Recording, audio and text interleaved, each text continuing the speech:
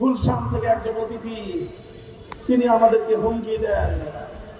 তার দলের নেতা কর্মীরা পেশাব করে দিয়ে আমাদের টানিপাল্লা রিক্সা সব ইসলাম বন্ধীদেরকে নাকি তারা ফাঁসিয়ে দিলেন। আমি জানি না এই মোহাম্মদপুরে কেন অস্ত্র ব্যবসায়ীকে পাঠানো হলো।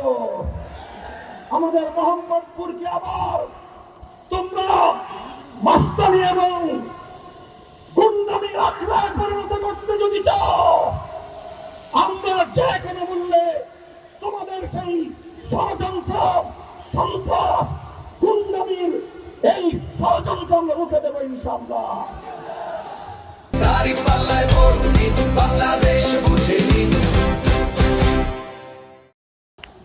আমাদেরকে মোহাম্মদপুরে এসে গুলশান থেকে একজন অতিথি, তিনি আমাদেরকে হুমকি দেন। তার দলের নেতা কর্মীরা পেশাব করে দিয়ে আমাদের টানিপাল্লা রিক্সা সব ইসলাম বন্ধীদেরকে নাকি তারা ফাঁসিয়ে দিলেন। আমি মোহাম্মদপুরের মানুষের কাছে বিচার চাই, আপনারা বিচার করবেন। একজন মানুষ, এদেশের মানুষ জানে দাঁড়িপাল্লা এটা দীর্ঘদিন ধরে বাংলাদেশ জামাত ইসলামী ইসলামের নামে রাজনীতি করেন, ইসলাম প্রতিষ্ঠার আন্দোলন করে। সেই প্রতীক এবং রিক্সা মার্কা মেহনতি মানুষের, লাখো মানুষের রুটি রোজগারের ব্যবস্থা হয় যেই রিক্সায়।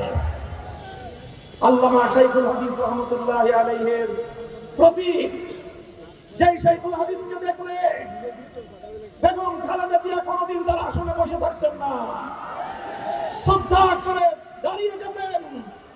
আজ সেই অস্ত্র ব্যবসায়ীর ছেলে এসে মোহাম্মদপুরে হুমকি দেয় যে তিনি তারা পেশাব করে শাইখুল হাদিসের রিক্সা সহ সব ফাঁসিয়ে দিবেন। আমি জানতে চাই এই আসপর্দা সে কোথায় পেল? তার নির্বাচনী প্রচারণায় কোথাও বাংলাদেশ জাতীয়তাবাদী দল বিএনপির নামটুকু পর্যন্ত রাখে নাই। সে এনডিএম এর অস্ত্রের ব্যবসায়ীর সন্তান মোহাম্মদপুরে এসে পেশাব করে যদি অপবিত্র করতে চাও, মোহাম্মদপুরের মানুষ নিজেদের এলাকার পবিত্রতা রক্ষা করার জন্য নিজেরাই উদ্যোগ নেবে ইনশাআল্লাহ।